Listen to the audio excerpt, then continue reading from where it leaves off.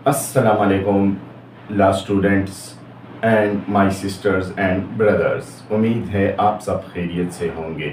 प्यारे दोस्तों, जैसा कि आप जानते हैं कि मेरा ये चैनल सिर्फ ला स्टूडेंट्स के लिए नहीं है, बल्कि आम लोग भी यहाँ पर सवाल करके अपने मसले का हल पूछ सकते हैं या कोई चीज़ उनको समझनी है उसके मुतालिक पूछ सकते हैं। जैसा कि आपको स्क्रीन पे नज़र आ रहा है, हमारा आज का सवाल है हक महर के मुतालिक। एक सिस्टर ने हमसे हक महर के मुतालिक पूछा है। तो मेरी प्यारी बहन और मेरे प्यारे स्टूडेंट्स, आज मैं आप लोगों को हक महर के बारे में मुकम्मल तफसील से बताता हूँ कि हक महर क्या चीज़ है, हक महर किन हालात में लिया जा सकता है, हक महर कितना रखना चाहिए या हक महर कितना होना चाहिए। इन तमाम सवालात के जवाबात आपको आज की इस वीडियो में मिल जाएंगे। प्यारे students and my colleagues and my sister brothers, आप लोगों से एक रिक्वेस्ट है कि वीडियो की तरफ चलने से पहले आप लोग इस चैनल को लाजमी सब्सक्राइब कीजिए, इस चैनल को फॉलो कीजिए, शेयर कीजिए, वीडियोस को शेयर किया करें ताकि आप लोगों को फ़ायदा पहुंच सके। ये चैनल आप लोगों के फ़ायदे के लिए, आप लोगों के इल्म के लिए बनाया गया है। तो चलते हैं अपने टॉपिक की तरफ। हक महर। हक महर क्या है? हक महर वो वाजिब गिफ्ट अमाउंट है जो हस्बैंड अपनी बीवी को निकाह के वक्त देने का वादा करता है। ये इस्लाम में शरीयत का हिस्सा है और वाइफ का लीगल और रिलीजियस राइट भी है। ये सिर्फ एक फॉर्मल ट्रेडिशन नहीं बल्कि एक फ़र्ज़ है जो हस्बैंड पर लाजिम होता है। हक महर का जो है मकसद क्या है, आखिर हक महर का पर्पस क्या है? वाइफ की फाइनेंशियल सिक्योरिटी और इज़्ज़त को प्रोटेक्ट करना जो है हक महर का सबसे बड़ा मकसद है। नंबर 2, निकाह को सीरियस कॉन्ट्रैक्ट बनाना, यानी कि आसानी से हस्बैंड अपनी वाइफ से अलग ना हो सके। वाइफ को एक इंडिपेंडेंट राइट प्रोवाइड करना जो उसकी प्रॉपर्टी बन जाता है। मिनिमम अमाउंट जो है हक महर की वो कितनी होनी चाहिए? तो प्यारी बहनों, ये आप लोगों के लिए निहायत अहम पॉइंट है, क्योंकि अक्सर आप लोगों की निकाह के वक्त आपके वालिदैन जो है अपनी गरीबी या मिसाल किसी भी वजह से मामूली से हक महर पर भी अपनी बेटी का रिश्ता दे देते हैं। तो ये चीज़ आपको निहायत ज़रूरी है समझना कि जितना हक महर सख्त होगा, ज़्यादा होगा, उतना ही आप लोगों का जो है शादीशुदा लाइफ का सिस्टम जो है वो महफूज होगा और आपकी इज़्ज़त होगी ससुराल में।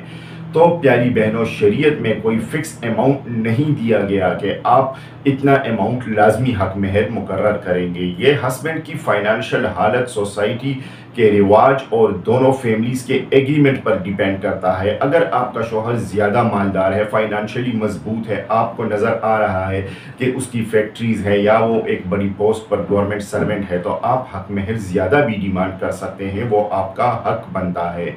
लेकिन बाज़ स्कॉलर्स के मुताबिक ये इतना कम नहीं होना चाहिए कि इसकी अहमियत ख़त्म हो जाए। जैसे कि मैंने आपको एडवांस में बताया कि हक महर जितना कम होगा, हक महर की तो अहमियत कम होगी लेकिन साथ में आपकी अहमियत कम होगी। इसलिए हक महर सोच समझ के रखना चाहिए। आजकल जो है गोल्ड के तोले होते हैं, यानी सोना हो गया, कैश हो गया, प्रॉपर्टी हो गया या इसके अलावा कोई और वैल्यूएबल चीज़ जो होती है वो हक महर के तौर पे रखी जा सकती है। जैसे आज के इस 2025 के दौर में अगर किसी निकाह में 1 तोला या 2 तोला हक महर रखा जाए तो लाजमी बात है कि उस बीवी की वहाँ पे क्या इज़्ज़त होगी। क्या वो शोहर दूसरी शादी या मिसाल इस बीवी को तलाक देने से घबराएगा? हरगिज़ नहीं घबराएगा। लेकिन अगर हक महर अच्छा मजबूत होगा तो आपका राइट भी मजबूत होगा। अब हम चलते हैं हक महर की चंद काइंड्स वगैरह देखते हैं कि हक महर की काइंड्स अक़साम क्या है। तो नंबर 1 हमारे पास इस सिलसिले में है हक़ मुअज्जल, प्रम्प्ट महर जिसे कहा जाता है, प्रम्प्ट डावर। ठीक है, ये वो डावर है जो निकाह के फ़ौरन बाद या शादी के वक्त अदा करना होता है, यानी जैसे ही निकाह हो रहा है इसको अदा कर दिया जाए। इसको कहा जाता है हक़ मुअज्जल या प्रम्प्ट डावर। नंबर 2 इसमें होता है मुअख्खिर यानी डेफर्ड डावर या डेफर्ड महर। ठीक है, ये कौन सा होता है? ये वो होता है जो बाद में किसी भी टाइम, या तो अलहदगी के वक्त या तलाक के वक्त या किसी भी वक्त इसको अदा करना होता है। اگر میاں بیوی میں طلاق ہو رہی ہے یا وہ ایک دوسرے کے ساتھ نہیں رہ سکتے تو اس ٹائم جو ادا کرنا ہوتا ہے حق مہر اس کو کہا جاتا ہے مؤخر یعنی بعد میں. ٹھیک ہے. نیکسٹ ہمارے پاس اس میں ہے مکسڈ فارم، یعنی یہ کون سا ہوتا ہے؟ کچھ حصہ ہم پہلے ادا کر دیتے ہیں، کچھ حصہ ہم بعد میں ادا کر دیتے ہیں، یہ کہلاتا ہے مکسڈ فارم.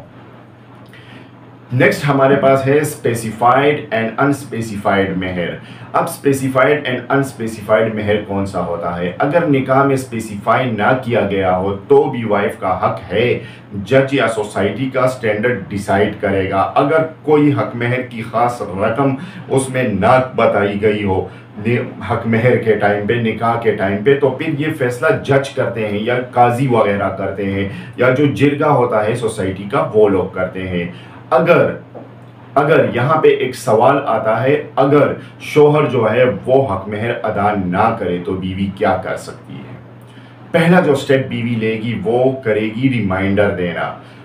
بیوی کو شفقت اور انسانیت سے اپنے شوہر کو ریمائنڈ کروانا چاہیے، یاد دلانا چاہیے اور بات چیت کر کے ڈیمانڈ کرنی چاہیے کہ آپ کے ساتھ میرا یہ حق مہر فکس ہوا تھا نکاح کے وقت، ابھی مجھے ضرورت ہے، آپ مجھے میرا یہ حق مہر دے دیجئے. یہ نہیں کہ آپ ڈائریکٹ شوہر کے ساتھ لڑائی جھگڑا شروع کر دو یا آپ ڈائریکٹ عدالتوں کا رخ کر لو یا آپ ڈائریکٹ فیملیز کا رخ کرو، جرگے تک بات پہنچاؤ. بلکہ پہلے آپ کوشش کیجئے کہ اپنے شوہر کے ساتھ جس کے آپ نکاح میں ہو اور جس کے ساتھ آپ زندگی گزار رہے ہیں ان سے بات چیت کر کے مسئلے کا حل نکالے. دوسرا جو ہمارے پاس سٹیپ ہے وہ ہے فیملی میڈیشن. اب فیملی میڈیشن کیا ہوتا ہے؟ اگر ہسبینڈ نہ مانے تو دونوں فیملیز کے جو بزرگ ہوتے ہیں ان کو انوالو کرنا چاہیے. وہ درمیان میں آئے، شوہر کے ساتھ بات چیت کرے، بیوی کے ساتھ بات چیت کرے. اگر بیوی 10 تولہ مانگ رہی ہے تو شوہر کیا کہہ رہا ہے؟ اگر شوہر 5 تولہ دینے پہ ایگری ہے، زیادہ نہیں دے سکتا، تو بیوی کو راضی کرنا. یہ سارے مختلف قسم کے سٹیپس ہوتے ہیں جو جرگہ ممبران کی ڈیوٹی ہوتی ہے، یعنی فیملی کے جو بزرگ ہوتے ہیں ان کی ڈیوٹی ہوتی ہے. نیکسٹ سٹیپ ہمارے پاس ہوتا ہے، اگر ان 2 سٹیپس میں بھی مسئلہ حل نہ ہو تو پھر ہے ہمارے پاس legal action. Legal action means قانونی ایکشن بھی لے سکتے ہیں. شریعت اور قانون دونوں بیوی کا ساتھ دیتے ہیں اس معاملے میں. وائف جو ہے وہ کورٹ میں کیس فائل کر سکتی ہے شوہر کے خلاف.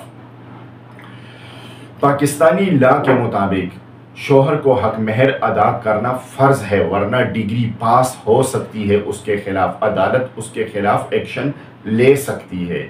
نمبر 4 سٹیپ جو ہے بیوی کے پاس، اگر شوہر حق مہر ادا نہ کرے تو بیوی جدا ہو سکتی ہے، خلا مانگ سکتی ہے. اگر ہسبینڈ ضدی ہو اور حق مہر نہ دے تو بیوی خلا کی ڈیمانڈ کر سکتی ہے. یہ شریعت عدالت میں کمپلینٹ فائل کر سکتی ہے، عدالتوں کا رخ کر سکتی ہے. کس چیز کے لیے؟ خلا کے لیے. یہاں پہ دوستو چند امپورٹنٹ چیزیں ہم دیکھتے ہیں کہ حق مہر جو ہے وہ بیوی کی پرسنل پراپرٹی ہے، وہ اس ایک کسی کو بھی دے سکتی ہے یا اپنے لیے استعمال کر سکتی ہے. وہ اس چیز کی پابند نہیں کہ تم کو میں یہ حق مہر دے رہا ہوں، تم اس کا یہ کرو گی یا وہ کرو گی، بلکہ بیوی آزاد ہے، وہ حق مہر کا کچھ بھی کر سکتی ہے. ہسبینڈ کو یہ معاف صرف وائف کے اپنی خوشی سے ہو سکتی ہے، یعنی اگر بیوی چاہے تو وہ اپنے شوہر کو حق مہر معاف کر سکتی ہے، شوہر اس پہ زبردستی وغیرہ نہیں کر سکتا. حق مہر دینا جو ہے ہسبینڈ کی اخلاقی اور قانونی ذمہ داری ہے. اسے ڈیلے کرنا یا ڈینائی کرنا، اس سے انکار کرنا ایک بہت بڑا گناہ تصور کیا جائے گا، اور جہاں پہ گناہ آ جاتا ہے وہاں پہ سزا لازمی ہے.